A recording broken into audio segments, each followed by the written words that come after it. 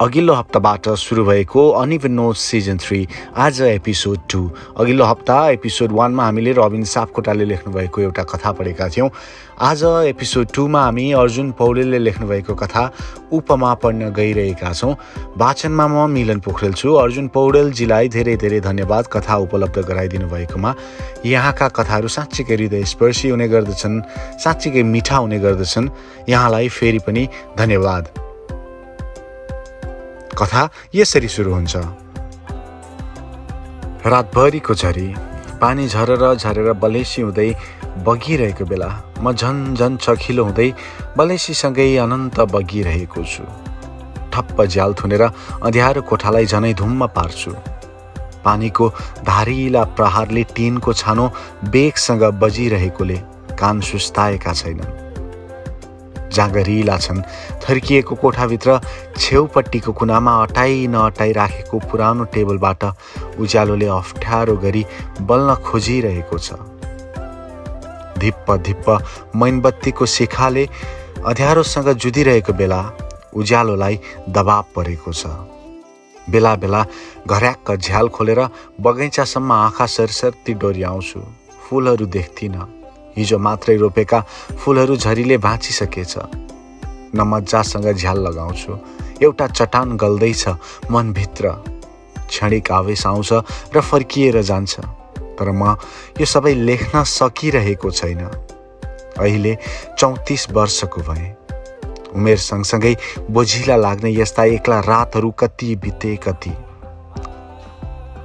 लेखाजोखा पटक्कै छैन। फरक यति हो, कहिले छिटो बित्छन्, कहिले एकदमै ढिलो बित्छन्।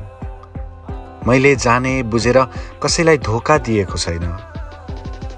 जानेहरू आफै गए, कोही छिटो गए, कोही ढिलो गए। कसैको श्रीमान अनि कसैको बाबु बनिसकेपछि पनि कहिल्यै कसैको श्रीमान भए जस्तै लाग्दैन। छोरा हुँदा हुँदै पनि बाबु बन्न सकिन।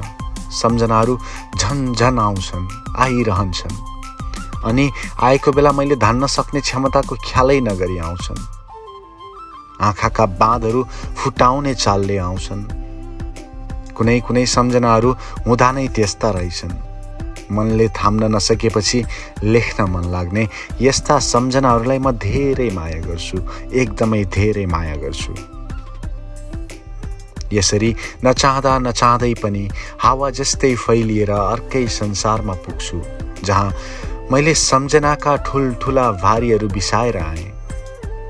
बिग्रेको घरको सबैभन्दा कम प्रयोगमा आउने थोत्रो कोठाभित्र यसरी लेखिरहँदा मलाई थाहा छ म कसैलाई सम्झिरहेको हुन्छु, कसैको यादमा डुबिरहेको हुन्छु। असारको झिमझिमे झरीमा ल्याप्प भिजे जस्तै गरी भिजाउँछ त्यो नामले। चिसो हावासँग तालमा ताल मिलाउँदै सरर बगिरहेका शीतका लहरले जस्तै चिस्याउँछ, थरर कपाउँछ। कतिखेर रुन पर्ने हो, कतिखेर हाँस्न पर्ने हो, थाहासम्म पनि नहुने। सराबरी दुई हातको खाँदिलो अन्जुलीमा राखेर गला खुल्ने गरी घुटुक्क पिउँ जस्तै लाग्छ। खुसी हुँदा मनाङ मुस्ताङको फराकिलो आँगनमा गएर नाचौँ जस्तो। दार्जिलिङका पहाडमा झ्याप्प टाँगेका झोलुङ्गे पुल जस्तै हलुका मन, चोखो मन। आकाशभन्दा फराकिलो चौडा निधारमा छपक्क कालो टीका लगाउने मान्छे। खर्कको खुल्ला मैदानमा छरेका हरिया घाँसका पातला स्वरूप जस्ता दर्शा, जस्ताको तस्तै गालामा लपक्कै बसाउँदा कति गहिरा डिम्पल परेका। मुसुक्क हाँसिदिँदा साक्षात् सुरङ्गना। देखेपछि यस्तो लाग्थ्यो उसको नाउँ उपमा नराखेर मिठो राख्न पर्ने हो। कति मिठो मान्छे, चञ्चल स्वभाव, त्यसभन्दा बढी झरझराउँदो उमेर। तामरङले सलल लेप लगाए जस्तो शरीर। सोलुतिर दसैँमा हुरुरु खस्ने हिउँ जस्तै चिसा चिसा हातहरू। सम्झिँदै लोभ लाग्दा। सिमसारे गाउँ चिटिक्क परेको, पहाडै पहाडले 3 राउन्ड घेरेको। पहाडको छेउछाउ जोस जस्तै सेता सेता बादलका फुलबुट्टाहरू कुदिरहन्छन्। आफैमा एउटा उच्च पहाड, डाँडालाई सिमाना लगाउँदै बगेको सिमसारे नदीको नीलो पानी तल तल बगिरहेको देखिन्छ। त्यही हाम्रो सानो घर थियो, झुपडी जस्तै थोरै भत्किएको घर, खिएको छानो डाँडैबाट प्रष्टै छुट्याउन सकिने। घरमा आमा, म अनि दाजै। 15 मिनट उकालै उकालो चढेपछि बजार पुगिन्छ। त्यहाँ हामीले सानो पसल थापेका थियौँ। पसल दाजैले ढुक्कै हेर्नुहुन्थ्यो। हिसाबमा जान्ने मान्छे हुन्। म 10 कक्षाभन्दा बढी पढ्न सकिनँ, दाजैले खुबै पढ्नुभयो। गाउँमा राम्रो छवि छ यिनको, तर गाउँका केटाकेटी ट्युसन पढाउन कर गरिरहँदा यिनले भ्याउँदिन भन्छन्। कसैलाई फुटेको क पनि सिकाउँदैनन्, स्वार्थी परेका छन्। आफू दाजैसँगै सुत्थेँ, दाजैसँगै उठ्थेँ, एक किसिमले नक्कल गर्थेँ। यसलाई फोटोकपी भने पनि हुन्छ। फरक यति हो, म दिनभर आमालाई सघाए जस्तो गर्थेँ, उनले पसलमा साँच्चैको काम गर्थे। गाउँमा सबैभन्दा बढी बडर फल थियो। अग्ला अग्ला रुखका टुप्पा टुप्पामा पाकेर बसेका बडरहरू मिठा हुन्छन्। शर्मिलाकामा धेरै रुखहरू छन्। म दिनभरि त्यहीँ झुलेर बस्थेँ। उसका र मेरा खुब कुरा जम्छन्। एक किसिमले मेरा कुरा उसलाई पहिल्यै थाहा हुन्छ। हामी कहिल्यै नछुट्टिने भन्थ्यौँ।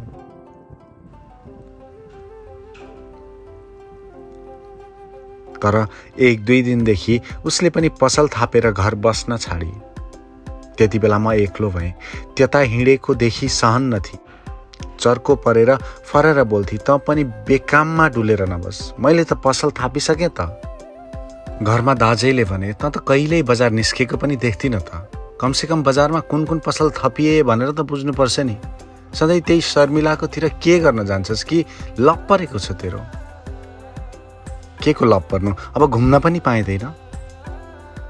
ऐनामा छाटिँदै गर्दा दाहिने आँखा तन्काउँदै कुरा थप्दै थिए उनले। अग्लो शरीरमा सुकिलो कुर्ता लाएका राम्रा मान्छे हुन् दाजै। बरु बजारतिर हिँड, शर्मिलाकी साथी आइरहन्छे त्यहाँ। शर्मिला भन्दा राम्री छे।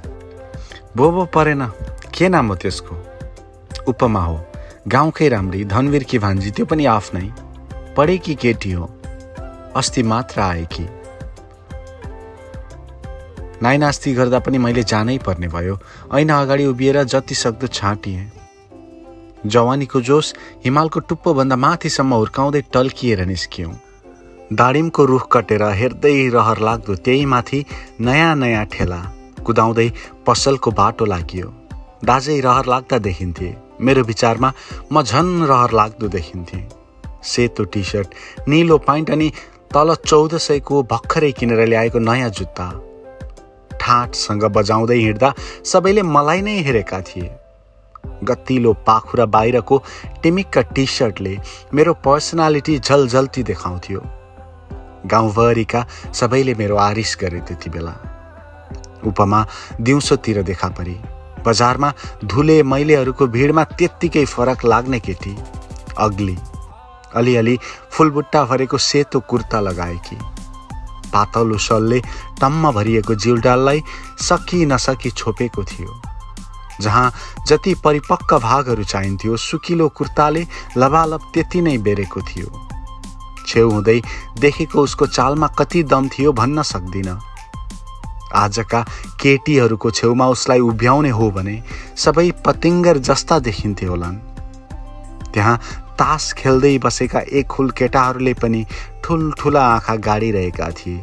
जवानीको झरझरता देखेर जस्तो सुकैको ब्लड प्रेसर पनि लगभग वात्तै बढ्थ्यो। कति प्राकृतिक केटी। राति खटपटीले निन्द्रै परेन, समय बित्दै नबित्ने। घडीभित्रै पसेर मिनेट अनि सेकेन्डका पातला काँटा हातैले जाँतो घुमाए जस्तै घुइँ घुइँ घुमाइदिउँ जस्तो। उपमा आँखामा बसी, मनभित्र पसी, मनको कुना कान्धरामा सलबलाउन थाली। हरेक पाइलामा लय मिसाए जस्तो गरी सरस्वती हिँड्न खोजी। हलुका मनमा होस पुर्याएर पिङ खेल्न खोजी। चुपचाप हावी हुँदै गई, बेग्लै माधुर्यता मदहोस बनाउने। सङ्गीतको मोल फुटी विशाल, छल्किरहे चाहिँ लयबद्ध छाल। बिहान जिस्मिसेमै आँखा खुले, झप्पसँग सुत्न समेत नदिने भई। त्यस दिनदेखि पसल 1 घण्टा अघि नै खोलियो। नयाँ जाँगरको नयाँ पलुवा, नयाँ मान्छेले हलक्कै बढाई। पसलभित्रका सरसामान थपक्क बाहिर झिकेर टक्क टक्क मिलाइए। पसल धपक्कै बल्न थाल्यो। पसलमा बस्नुको एकमुष्ट कारण नै उसलाई देख्नु थियो।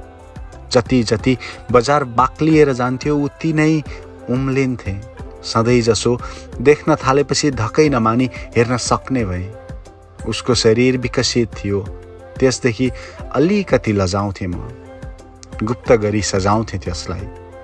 मेरो मन बालकै थियो। बाल प्रेमको प्रतिशोधले भित्रभित्रै पेलिएको जस्तो थिएँ। चर्को गरी सुसेलिएको थिएँ। पिल्सिए जस्तो हुन थाले। चोखो मनलाई सकस भो। बाक्लो बजारमा धक्कै नमानी सरर साइकल चढ्थे। थोरै पनि डर नमानी कुदाउने कत्रो आँट। लड्ली भनेर भित्रभित्रै डराउँथे। हाम्रो पसलमा नआए पनि शर्मिलाको पसलमा ढुक्कै बस्ती आइरहन्थी। उसको साइकलले सधैँ हाम्रो घुम्तीको आड पाउँथ्यो। अप्ठ्यारो लागि साइकल मिलाइदिन्थे। उसले मुसुक्क हाँसेर हेरिराखी हुन्थे। कति मिठो हाँस्थे। दाजैले मलाई भनिरहन्थे, यसले मुस्कुराएर किन भुत्तुक्कै पार्छे तँलाई। उहाँले समेत यस्तो भन्दा त फत्रक्क पर्थे, फत्रक्कै गल्थे। उसले पसल आउन छाडिन। सधैँ आउन थालेपछि अप्ठ्यारो मान्न थाले। तासको घर जस्तै पिरमाथि पिर थपिएर कुराहरू पोखिए जस्तो महसुस हुन थाल्यो। केही दिन यता हाम्रा आँखाहरू एकटकले जुधेका छन्। उसले झन हेर्न थालेपछि मलाई बस्नै गाह्रो हुने भयो। म उसँग डराएको होइन, निर्धक्क हुन नसकेको हो। मनमा माया भए पनि उसका आचरणले उग्र रूप लिएपछि म बिथोलिएँ। उतिर हेर्ने आँटसम्म पनि गर्न छाडेँ। बेला बेला झुक्किएर हेर्दा उसले मलाई नै हेरेकी हुन्थे। पसलमा हामी एक्लै पनि परेका छौँ। त्यसबीच मसिना छेस्का गफहरू गरिए। डरले सीमा नाग्थ्यो। मायाको रहर लाग्दो भेल हेरेरै बगाइदिन्थे। कहिले बोलेर कहिले नबोली असङ्ख्य गफ चुट्न थाली। नबोली पनि यत्तिका कुरा साटासाट भएपछि झन डुब्न थाले म। साँझ घर फर्किँदा आनन्दले आँखा रसाउँथे। उपमा अपरिहार्य भई, मलाई चाहिने भई। शर्मिला अनि हाम्रो पसल बीचको दूरी जम्मा 7 फिटको छ। त्यही राजमार्ग जस्तो सेतो सिमानामा साइकल मिलाइरहँदा एक दिन उपमा पसलबाट फुत्त निस्की। सरासर मेरो नजिकै आई अनि देब्रे हात अप्ठ्यारै नमानी च्याप्प समाए। म थरर भएँ। बेसरी कसेकी थिइन्। खुब बल लगाएर एक नासले हेरिरहिन्। मेरो ढुकढुकी म आफैले प्रत्यक्ष सुनिरहेको थिएँ। निसासिएँ। उसको शरीरबाट इन्द्रधनुष छचल्किएर बेगसँग पोखिरहेको थियो। तिमीले मलाई माया गर्छौ रे हो? मृगका जस्ता आँखी भाउहरू छलक्क माथि सारेर एकै सासमा भनिन्। कत्रो कन्फिडेन्स! म त अवाक भएँ। त्यत्रो सबै भइसक्दा पनि ऊ कति पनि विचलित देखिन्न थिए। कस्तो निडर केटी, कस्तो नडराएकी। ओह, मैले होइन भन्नै सकिनँ। सम्बन्धको कच्ची बाटो खनियो। हरेक साँझ ढुक्कको सास फेर्न थाले। हलुका भएँ। मधुमासमा चल्ने हावासँगै बतासिएँ। बेली फुले जस्तै ढकमक्क फुले। सयपत्री फुले। अब हाम्रो माया फुल्छ। मायामा मिठास हुन्छ, झगडा हुन्छ, ठट्टा हुन्छ, पाप हुन्छ अनि धर्म पनि हुन्छ। म त उसलाई फुल जत्तिकै माया गर्छु। उसले मलाई भमरालाई जत्ति नै माया गर्छ। म उसको एक्लो भमरा, राम्रो भमरा। कहिल्यै झगडा गर्दैनौँ हामी। रातहरू झन उज्याला लाग्न थाले। उसको माया वृक्षरूपी हुँदै हुर्कँदै गयो। म गोडमेल गर्दै गएँ। सम्बन्धको फराकिलो आँगनमा हामीले हाम्रो समयसँग थोरै खुसी साट्यौँ। उसले अबेर भयो घर जाउँ भनिरहन्थे। सिरिसे हातहरू मेरो काँधमा लपक्क टाँसिएका हुन्थे। बेला बेला दुवै हातले जतनसँग बेरेर बुई चढ्थिन्। मानौ उसलाई यसको खुब खाँचो छ। जोड जोडसँग हाँस्थिन्। उसको हाँसोमा मेरा भावनाहरू पिङ खेल्न थाल्थे। खेतका आली आली हिँड्दा जुका अनि कुरो छ्याप्प छ्याप्प शरीरमा टाँसिन्थे। तर हामी निर्धक्क थियौँ। हाम्रो गाउँमा पातलो बस्ती छ। त्यसदेखि माथि खर्कतिर त मान्छे नै बस्दैनन्। हामी सधैँ खर्कमा हुन्थ्यौँ। यहाँबाट थोरै उकालो चढेपछि चौडा बाटो आउँछ जहाँ मैले साइकल चलाउन सिकेँ। खेन्द्रिङ खेन्द्रिङ साइकलको घन्टी बजाउँदा टाढा टाढाबाट सुसाएका सल्लासँग उपमाको हाँसो छ्यास्सै मिसिन्थ्यो। असारको बाली लाउँदा बिउ काट्नदेखि रोपाइँ गर्दासम्म उसले सक्दो सघाएकी थिए, त्यही पनि पैसा बिना। शर्मिलाले भने, साह्रै भाग्यमानी रहेछस्, यस्ती बाठीले माया गरिछ तँलाई त। म फुरुक्क हुँदै भन्थेँ, तँ भन्दा त बाठी छे।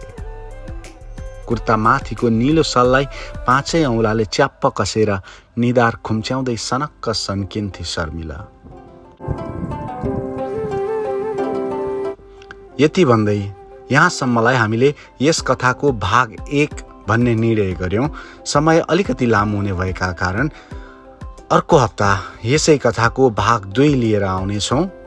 तबसम्मका लागि युट्युबमा सुन्ने हेर्ने यहाँहरू सम्पूर्णलाई सुनको माला भन्ने, लेख्ने, पढ्ने हामी सबैलाई फुलको माला। अर्जुन पौडेललाई धेरै धेरै धन्यवाद। फेरि पनि हाम्रो च्यानललाई सब्सक्राइब गर्न नभुल्नुहोला। कमेन्ट गरिदिनुहोस् यो कथा कस्तो लाग्दैछ यहाँलाई, लाइक गरिदिनुहोला अनि सेयर पनि गरिदिनुहोला ताकि हाम्रो आवाज या हाम्रा कथाहरू या कथाकारका कथाहरू धेरैजनासम्म पुगुन्। म मिलन बिदा माग्छु आज भाग 1 सँगै। अर्को हप्ता हामी भाग 2 लिएर आउनेछौँ। See you guys. Thank you for tuning out. Hey.